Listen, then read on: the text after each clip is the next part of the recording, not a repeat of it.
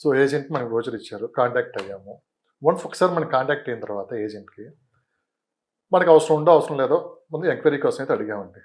వీళ్ళు రోజు ఫాలోఅప్ చేస్తారు. అవునండి. ప్రతిరోజు ఫాలోఅప్ చేస్తారు. Yes. మేడం ఆఫర్ టైం అయిపోతుంది, అది ఇది రకరకాలుగా చెప్తారు. సరే ఇలాంటి విషయాల్లో కాల్స్ వస్తాయి, డైలీ కాల్స్ వస్తాయి కదా.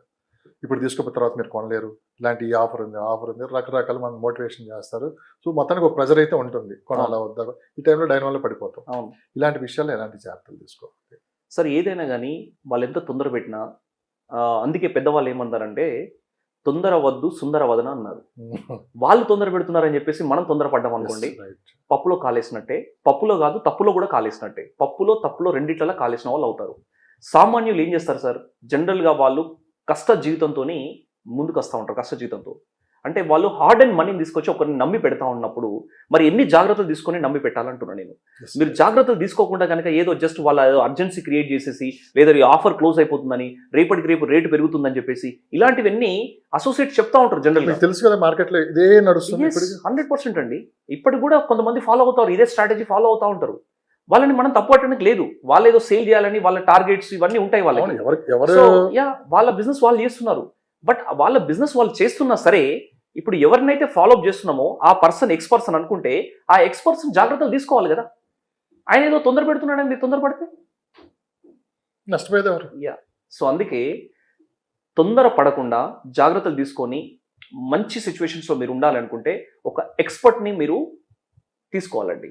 ఒక ఎక్స్పర్ట్ దగ్గర వెళ్ళి మీరు ఒక అపాయింట్మెంట్ తీసుకోవాలి. ఇన్వెస్ట్మెంట్స్ ఎక్స్పర్ట్స్ ఎవరైతే ఉన్నారో, సార్ నేను ఇట్లా నా దగ్గర ఇంత డబ్బు ఉంది, ఈ డబ్బుని నేను ఎక్కడ ఇన్వెస్ట్మెంట్ చేయొచ్చు, ఏ ప్లేస్లో ఇన్వెస్ట్ చేస్తే నాకు కరెక్ట్గా రిటర్న్స్ వస్తాయి అనే ఆలోచనతో ఆయన ఒపీనియన్ తీసుకున్న తర్వాత నెక్స్ట్ ఈ అసోసియేట్తో మాట్లాడాలి. సోషల్ మీడియా వచ్చిన తర్వాత ప్రతి ఒక్కరు ఎక్స్పర్ట్స్ అయిపోయారు. అవునండి. అవునా? ఇన్ఫ్లుయెన్సర్స్ కూడా ఎక్స్పర్ట్స్ అయిపోయారు. 100%. అవునా? ఇన్ఫ్లుయెన్సర్స్ కూడా ప్రభావం చాలా ఉంది మార్కెట్. ఓ రకంగా సోషల్ మీడియా ఎంత మంచి చేస్తుందో అంతే చెడు కూడా చేస్తుంది. దాని ప్రభావం రియల్ ఎస్టేట్లో కూడా క్లియర్గా కనపడుతుంది. ఒకళ్ళు మార్కెట్ బాగుందంటే ఒకళ్ళు మార్కెట్ బాగాలేదు ఇప్పుడు కొనొద్దని కొంతమంది, ఫోన్లో చేతిలో ఫోన్ ఉంది అని చెప్పి ఇప్పుడు కొన్నారంటే మీ పని అయిపోయినట్లు చెప్పి రకరకాల న్యూస్ అనేది బయట స్ప్రెడ్ అవుతుంది. అవునండి. మొత్తానికైతే ఓవరాల్గా గందరగోళ పరిస్థితుల్లో నెట్టేశారు. అవునా? అవును. మీరు అన్నారు కదా, ఇప్పుడు ఒక మంచి ఏజెంట్ని మనం గుర్తించాలి, ఒక మంచి ఎక్స్పర్ట్ని గుర్తించాలి ఫస్ట్ అన్నారు కదా. వాళ్ళ దగ్గరికి వెళ్ళి మన సలహాలు తీసుకోవాలి, దాన్ని బట్టి మనం ముందుకెళ్ళాలి. కరెక్ట్. అసలు ఎలా సార్ వీళ్ళని గుర్తించడం? సార్ వాళ్ళ ప్రొఫైల్ చెక్ చేసుకోవాలి, అంత ఏం లేదు. ఇప్పుడు నేను ఒక శ్రవణ్ వర్మ ఉన్నాడంటే శ్రవణ్ వర్మ ఈయన ఎంత కాలం నుంచి ఈ మార్కెట్లో ఉన్నాడు, ఈయన ఎంతమందికి ఈ రోజు వరకు ప్రాపర్టీస్ ఇచ్చున్నారు, ఆ ప్రాపర్టీస్ ఇచ్చిన వాళ్ళు ఎవరు ఏం మాట్లాడుతున్నారు ఈ పర్సన్ గురించి, వాళ్ళ వీడియోస్ ఏమైనా ఉన్నాయా, లేకపోతే వాళ్ళు ఏమన్నా డాక్యుమెంటేషన్ మీరు ఇస్తున్నప్పుడు ఏమైనా ఫొటోస్ ఉన్నాయా, సో లేదంటే వాళ్ళ ఏమైనా లైవ్ గా మీరు పిక్స్ ఏమైనా క్యాప్చర్ చేస్తున్నారా, ఇలాంటివి కొన్ని చూసుకోవాలంటున్నా.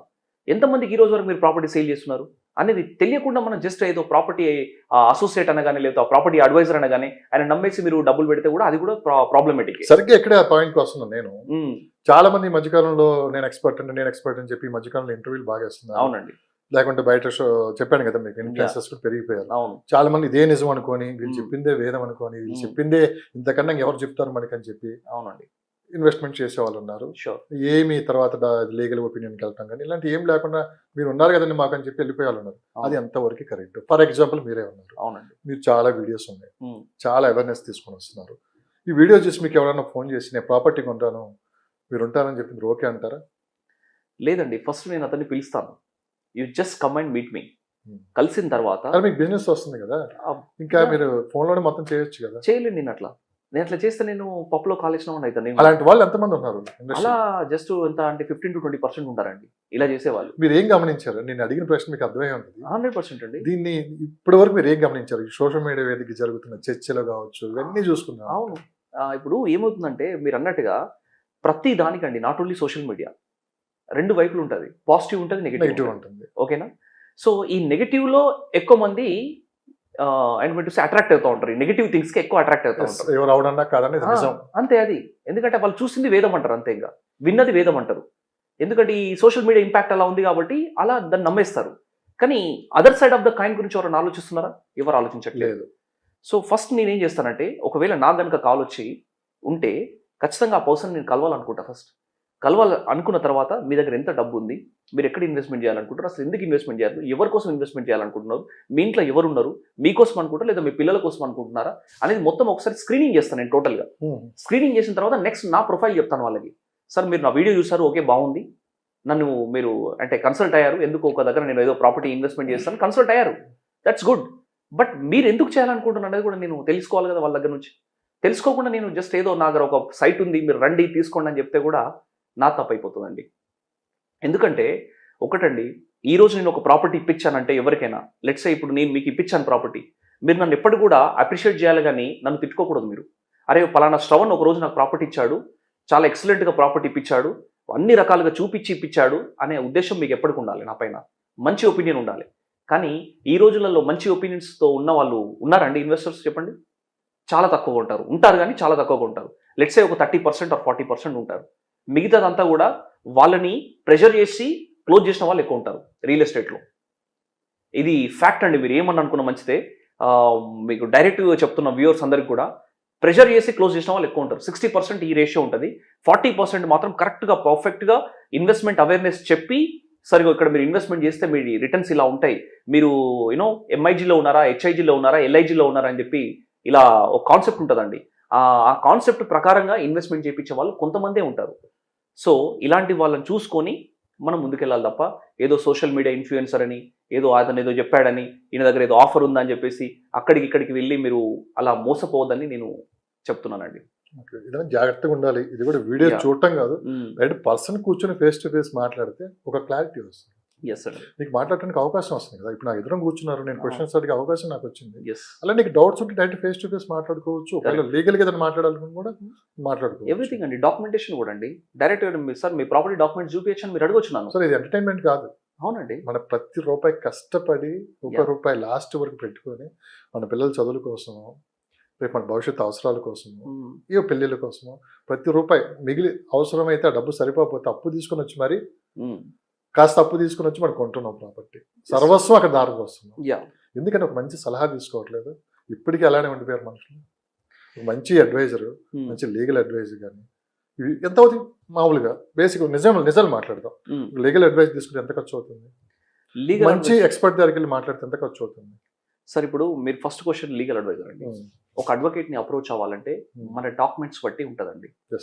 డాక్యుమెంట్స్ కనుక మినిమల్ డాక్యుమెంట్స్ ఉంటే లెట్స్ సే ఒక 3,000 to 5,000 తీసుకుంటారు. ఒకవేళ లెంగ్తీ డాక్యుమెంట్స్ ఉన్నాయి 10,000 రూపీస్ తీసుకుంటారు. ఎందుకంటే అడ్వకేట్ కూడా మన డాక్యుమెంట్స్ పైన ఈ టైం ఇన్వెస్ట్మెంట్ చేస్తాడు. సో దాన్ని బట్టి ఆయన ఛార్జ్ చేస్తూ ఉంటాడు. ఒక్కొక్క అడ్వకేట్ ఒక రకం కూడా తీసుకుంటారు. ఓకేనా అండి?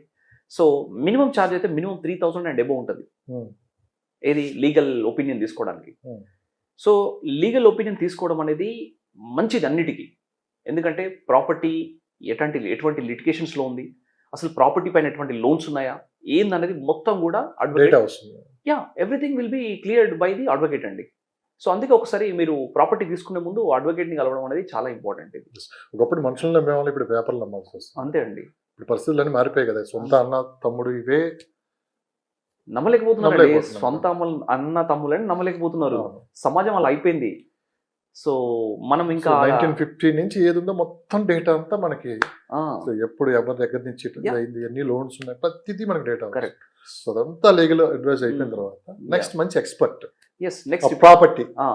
సో అక్కడ ఇన్వెస్ట్ చేస్తే ఎలా ఉంటుంది అనేది మంచి ఖచ్చితంగా ఒక అంచనా ఉండాలి చెప్తారు కదా. ఈ మధ్య కాలంలో ఎక్స్పర్ట్స్ అన్నట్టు మీరు అంటున్నారు, చాలా మంది ఎక్స్పర్ట్స్ అయిపోయారు. ఎవరికి వాళ్ళు ఎక్స్పర్ట్స్ అయిపోయారు. సోషల్ మీడియాలో ఇంటర్వ్యూలు ఇవ్వడము, లేకపోతే ఇన్ఫ్లుయెన్సర్స్ అని చెప్పడము, ఏదో టాక్స్ ఇచ్చుకోవడం. తప్పు పట్టట్లేదండి. సో ఎవరిని తప్పు పట్టడానికి లేదు ఇక్కడ. బట్ ఎందుకంటే ఎవరు బ్రాండింగ్ వాళ్ళది, ఎవరి మార్కెటింగ్ వాళ్ళది, ఎవరి సేల్స్ వాళ్ళది 100% చేసుకోవాలి. కాకపోతే నేను ఏమంటున్నానంటే ఈ ఎక్స్పర్ట్ని అప్రోచ్ అవుతున్నప్పుడు ఆ ఎక్స్పర్ట్ని ఎవరైతే మీరు అప్రోచ్ అవుతున్నారో ఆ పర్సన్ అసలు ఎవరు అనేది మీరు క్లారిటీగా తెలుసుకున్న తర్వాత మీరు మాట్లాడండి అంటున్న వాళ్ళతో. So then only you will get a good investment అండి. లేదు అంటే మళ్ళీ ఇబ్బందులు పడతాం 100%. సో ఎందుకంటే కొన్ని సందర్భాల్లో ఏమవుతుందంటే ప్రైస్ దగ్గర కూడా డిఫరెన్స్ జరుగుతుందండి రియల్ ఎస్టేట్లో. ఇప్పుడు సపోజ్ అక్కడ కంపెనీ వచ్చేసి ఒక 12,000 రూపీస్ పర్ స్క్వేర్ యార్డ్ పెట్టిందంటే అసోసియేట్ కంపెనీ కనుక లింకప్లో ప్రాపర్ కనుక లేకపోతే అసోసియేట్ చెప్తాడు 14,000 or 15,000 అని చెప్తాడు. Got it. సో ఎందుకంటే కంపెనీకి అంత పెద్ద లింకప్లో లేడు కాబట్టి ఆయన చెప్పిందే వేదం, ఆయన కస్టమర్ ఏదో నమ్మేస్తాడు, అరే 14,000 15,000 ఉందంట అక్కడ అని చెప్తా ఉంటారు. అలా కాదు, అసలు కాంపిటీషన్ అనాలిసిస్ ఏంది, ప్రోడక్ట్ ఏంది, కంపెనీలో రేట్ ఎంత ఉంది, ఎవ్రీథింగ్ ట్రాన్స్పరెంట్గా చూపించాలి. పేపర్ మీద చూపించాం. మీరే అన్నారు ఇందాక, సార్ ఒకప్పుడు మనుషులను నమ్మాము, ఈ రోజు పేపర్లో నమ్ముతున్నాం. మరి పేపర్ మీద చూడాలి కదా, రేట్ ఎక్కడ ఉంది, బ్రౌచర్ ఏది, బ్రౌచర్ మీద ఎంత రేట్ ఉంది, ఏంది అన్నది ఎస్ ఇవన్నీ చూసిన తర్వాతనే మనం అతనికి పేమెంట్ ఇవ్వడం జరుగుతుందండి. జనరల్గా కొంతమంది అయితే బ్లైండ్గా పేమెంట్ ఇచ్చేసి వెళ్ళిపోతున్నారు. అదే జరుగుతుంది. అది ఎంతవరకు కరెక్ట్ అని నేను అంటున్నాను. ఆ బ్లైండ్కి వెళ్ళిపోవడం ఎంతవరకు కరెక్ట్? ఆ బ్లైండ్గా కొంతవరకు వెళ్ళొచ్చండి. అంటే ఎప్పుడు మొత్తం ఇంకా హోల్ అండ్ సోల్ హోప్ అతని మీద ఉన్నప్పుడు, అరే ఇంకా శ్రవణ్ నువ్వు ఉన్నావు కదా, ఇంకా నాకు ఎటువంటి దోకా లేదు, మీరు చూసుకోండి, ఇక ప్రాపర్టీ మీది అనుకోండి అన్నట్టుగా మాట్లాడినప్పుడు దాట్ పర్సన్. ఉన్నాయి అలాంటి సందర్భాలు? ఉన్నాయి సార్, ఉన్నాయండి. కొంతమంది ఇప్పటికి కూడా ₹1,00,00,000 ఇచ్చేసి కూడా నమ్మేసి వెళ్ళిపోతూ ఉంటారు ఏజెంట్స్ని. సీరియస్లీ. ఎందుకంటే వాళ్ళకు ఒక నమ్మకం ఉంటుంది. ఎవరికి? ఆ ఇన్వెస్టర్లకి. ఈరోజు నేను ₹1,00,00,000 శ్రవణ్కి ఇస్తున్నాను, ఈ ₹1,00,00,000 నేను ఇన్వెస్ట్మెంట్ చేస్తే ఒక 5 సంవత్సరాల తర్వాత ఈ ₹1,00,00,000 2 కోట్లు అవుతుంది అనే ఆలోచన వాళ్ళకు ఉంటుంది అనమాట. అంటే పాజిటివ్ థింకింగ్లో ఉంటారు వాళ్ళు ఎంతసేపు.